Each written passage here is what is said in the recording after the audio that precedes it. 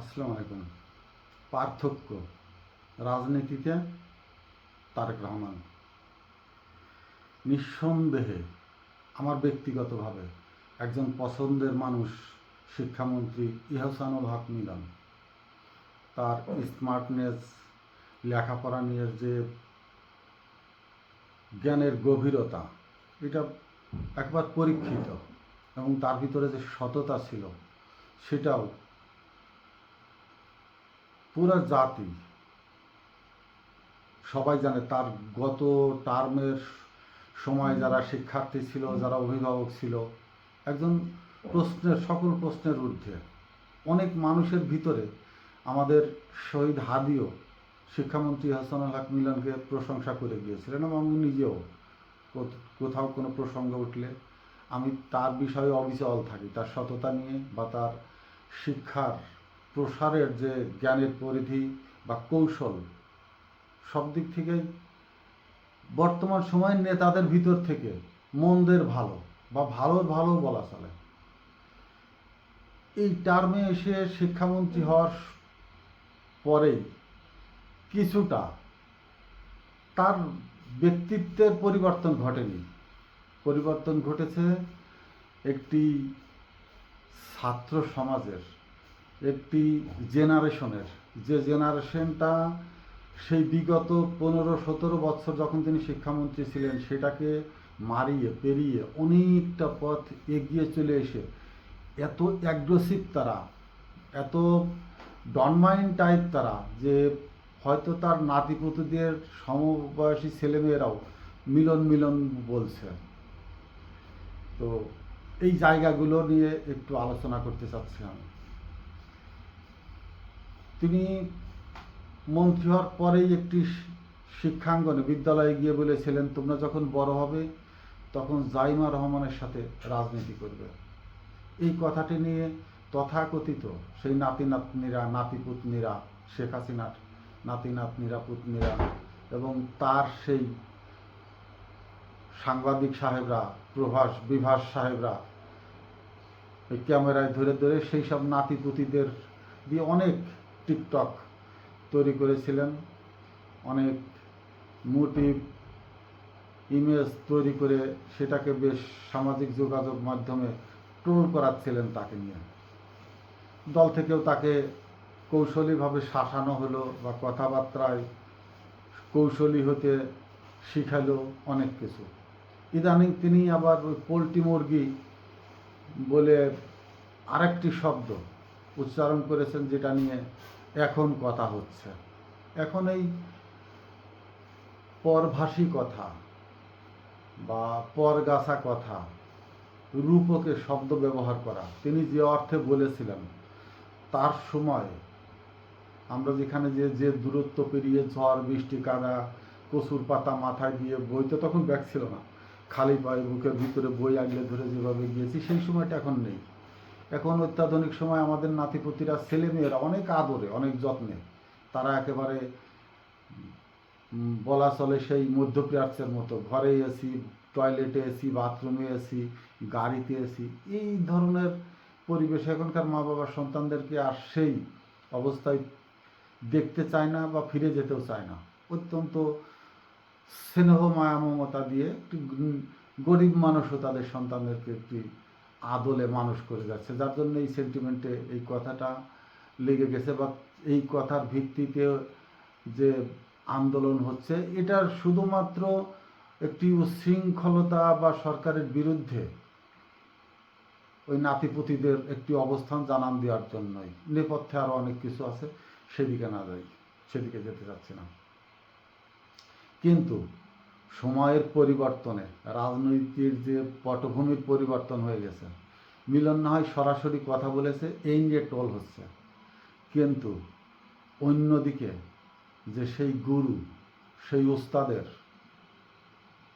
প্রেক্ষাপটটা সম্পূর্ণ ভিন্ন হয়ে গেছে। তিনি মুখে বলছেন না যে জাইমা রহমানের সাথে রাজনীতি করো, কিন্তু তিনি এই কয়েকদিনের ভিতরে পুরো ছাত্র সমাজের ভিতরে যে একটি আমেজ, যে একটি আবেগের জায়গা তৈরি করে ফেলেছেন, সেটা কত বড় মহত্ব উত্তম একটি কাজ বা মুহূর্তের জায়গা তৈরি করে রেখে গেলেন। মানুষ তারেক জিয়াকে, আমি এর আগে বলেছিলাম, তারেক জিয়াকে অর্ধেক ভালোবাসে যে খালেদা জিয়ার সন্তান হিসাবে, জিয়াউর রহমানের সন্তান হিসাবে, আর এখন তাকে যে ভালোবাসছে তার কর্মদক্ষতা দেখে, তার কর্মকৌশলী বা রাজনৈতিক যে দক্ষতা, রাজনৈতিক সক্ষমতা, রাজনীতি নিয়ে তার দূরদর্শিতা, রাজনীতির যে কৌশলী ভূমিকা, রাজনৈতিক প্রেক্ষাপটের ভিতরে যে নীরবে সাইলেন্টলি তার পদচারণা দিয়ে শক্তিশালী একটি ভিত ইতিমধ্যেই তৈরি হয়ে গেছে। এটা নিয়ে আর কোনো সন্দেহের অবকাশ নেই। তিনি কি করেছেন দেখেন, ছাত্রদের ভিতরে এমন একটি আলোড়ন তৈরি করে ফেলেছেন, যেখানেই যাচ্ছেন সবার আগে ছাত্রদের বুকে টেনে নিচ্ছেন। ছোট ছোট বাচ্চারা তার কাছে যেভাবে বলছেন, আপনার সাথে আমি ছবি তুলব, আপনার সাথে আমরা সেলফি তুলব, এবং তিনি যেভাবে এদের ভিতরে নীরবে পানির বয়ে যাওয়া স্রোতের মতো ঢুকে গেছেন, মিশে গেছেন, যেন স্পঞ্জ যেভাবে পানির সাথে একেবারে একাকিত্ব হয়ে মিশে লুকিয়ে ফেলে বুকের ভিতরে, শুধু স্পঞ্জেরই দৃশ্যমান দেখা যায়, পানি যে তার ভিতরে কিভাবে লুকিয়ে গেছে, হারিয়ে গেছে, সেটা কিন্তু দৃশ্যমান নয়। তারেক রহমান কিন্তু এইভাবে ছাত্রদের হৃদয়কে তার বুকের ভিতরে সম্পূর্ণভাবে ঢুকিয়ে ফেলেছেন, ধারণ করে ফেলেছেন। এই যে জিয়াউর রহমান, ম্যাডাম খালেদা জিয়া এবং বর্তমান সময়ের যে প্রজন্মকে তারেক জিয়া তার ভিতরে ঢুকিয়ে নিয়েছেন, এই জায়গাগুলো কি শুধু এই ছাত্ররাই স্মৃতিতে ধারণ করবে, নাকি এর পিছনে বড় ধরনের যে অভিভাবকরা রয়ে গেছেন, যেসব অভিভাবকরা দেখছেন আমার সন্তানের একজন, আমার বাইরেও একজন অভিভাবক দাঁড়িয়ে গেছেন, আমার বাইরেও শিক্ষা অনুরাগী, নিরাপদ বিদ্যাপীঠ, নিরাপদ তাদের জন্য সড়ক পথ, ভালোবাসার জায়গা, তাদের যে সেন্টিমেন্ট, সমসাময়িকী বর্তমান সময়ের জেনারেশনের যে আবেগকে ধারণ করবার জন্য একটা নেতৃত্ব, শীর্ষ নেতৃত্ব, স্থানীয় নেতা আবিষ্কৃত হয়েছে বা তাদেরকে বুঝতে সক্ষম হচ্ছে, তাদের ভালোবাসার নিবিড় স্নেহর বন্ধনে আঁকড়ে ধরতে পারছে। অন্তত এই নেতার কাছে থাকলে আমাদের সন্তান নষ্ট হবে না, আমাদের সন্তান মাদকে আকৃষ্ট হবে না, আমাদের সন্তান বিদ্যালয় ছেড়ে কোনো নেতার হইয়া আধিপত্য বিস্তারের জন্য ইট ছুটতে, মারামারি করতে, খুনোখুনি করতে যাবে না। অন্তত পড়ালেখার পরে তারা আবার পড়ালেখার টেবিলই খুঁজবে, বাড়িতে এসে হোক, প্রাইভেটে হোক, যেখানে হোক, অন্তত তারা সন্ধ্যার পরে চাঁদা কালেকশনে বের হবে না। এই জায়গাটুক অভিভাবকদের ভিতরেও একটি আশ্বস্তের জায়গা তৈরি হয়ে গেছে।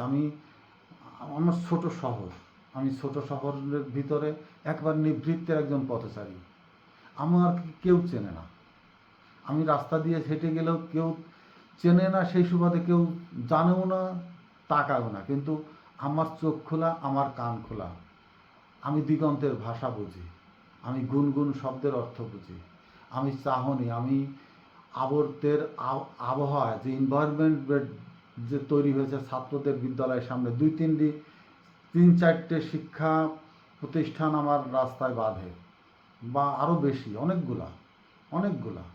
আমি অনেক সময় তাদের এন্ট্রির সময়ও দেখি কীভাবে অভিভাবকদের সাথে আসছে, সহাস্যে তারা স্কুলে গেট দিয়ে ঢুকছে, বা ছুটির পরে তারা যে উল্লসিতভাবে বের হয়ে রাস্তায় আসছেন, নিরাপদ তারা যানবাহনে উঠছেন, বাড়ির দিকে রওনা হচ্ছেন, কেউ সাইকেল চালিয়ে, তারা একটি স্বর্গ অনুভব করছেন, তারা একটি স্বর্গ সুখ, তারা একটি স্বর্গ নিরাপদ, তারা বড় ধরনের একটি আস্থাকুল পরিবেশ নিজেদের ভিতরে, সেই গন্ধ, সেই মানে আমেজের জায়গাটা কীভাবে যেন বিশ্বস্তের একটি মাঠ তাদের ভিতরে অন্তঃস্থলে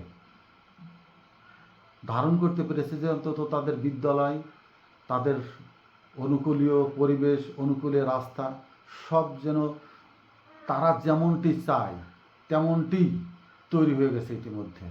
এই পরিবেশ ছাত্র শিক্ষকদের মাঝে যেমন বন্ধুত্বপূর্ণ সম্পর্ক, অভিভাবকদের নিয়ে ছাত্রছাত্রীদের যে সন্তুষ্টির জায়গাটা, আশ্বস্তের জায়গাটা, এইটা কি কৌশলে তারেক রহমান প্রস্তুত করে দিলেন এই জায়গাটা। তিনি খুব বাইরে গেছেন তাও না, সীমাবদ্ধতার ভিতরেই, কিন্তু যেটি হচ্ছে সেটি মিডিয়ায় মানুষ এখন দ্রুত দেখতে পাচ্ছে।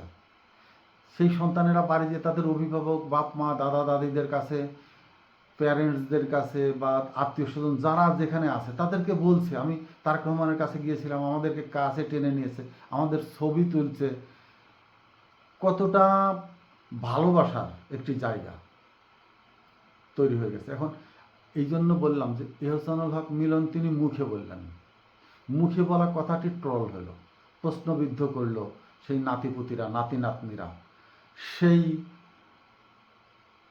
মানুষগুলাই যারা বিগত দিনে বিভিন্নভাবে সরকারকে যেমন ফলো আপ করতে, সরকারকে প্রমোট করতে এমন এমন প্রশ্ন ছুড়ে দিতেন যে প্রশ্নের উত্তর দিতে গিয়ে সরকার নিজেই প্রশ্নবিদ্ধের ভিতরে পড়ে যেতেন। অর্থাৎ সাংবাদিকরা এতটা লোভনীয়, এতটা নিচুমানের মানসিকতার পরিচয় দিয়ে ফেলেছিল যে তারা যেন ফুল একটি রাজনৈতিক দলের এজেন্ডা বাস্তবায়নে লিপ্ত ছিল।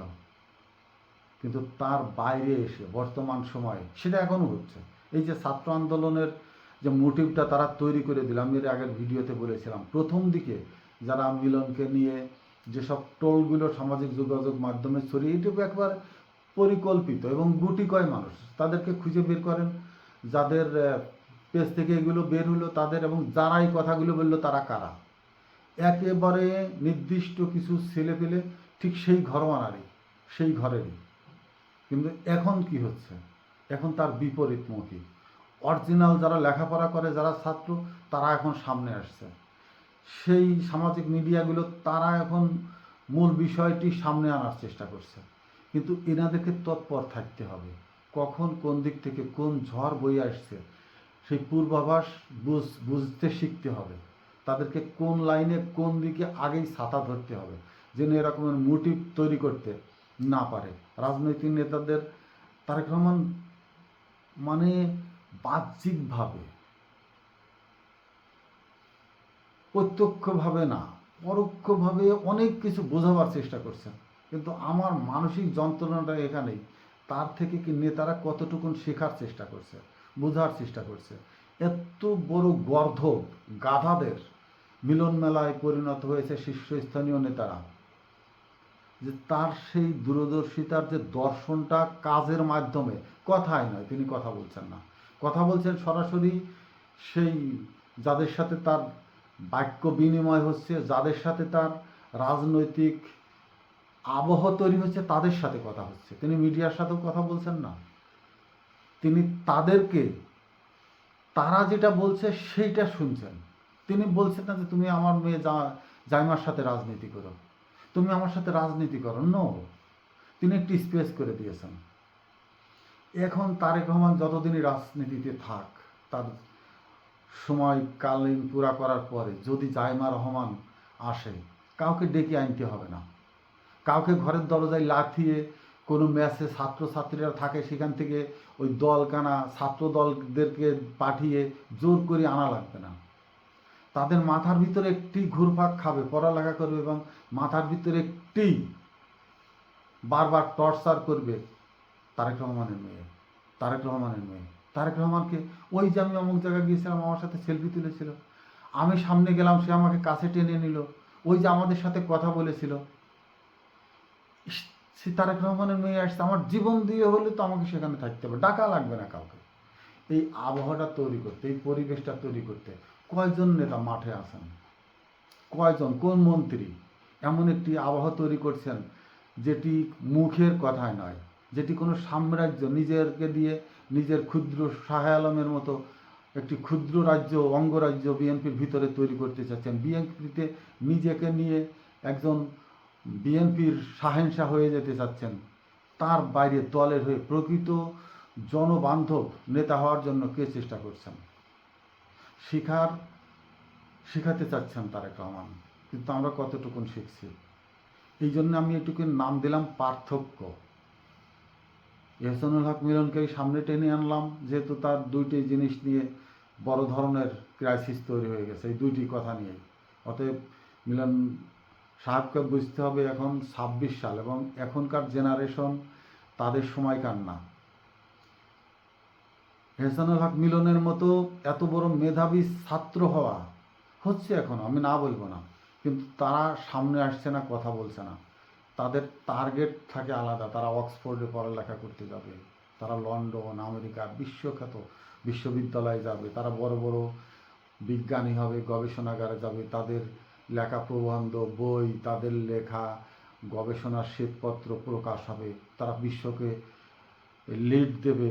তারা এসে আহসানুল হক মিলনের মতো এই ধরনের শিক্ষাঙ্গনকে নকলমুক্ত, শিক্ষায় যুক্ত শিক্ষক, পাঠ্যপুস্তক কীভাবে তৈরি করবেন সেদিকে মেধা মনন প্রয়োগ করে দেশকে উন্নত করবার জন্য তাদের সেই চিন্তাভাবনা।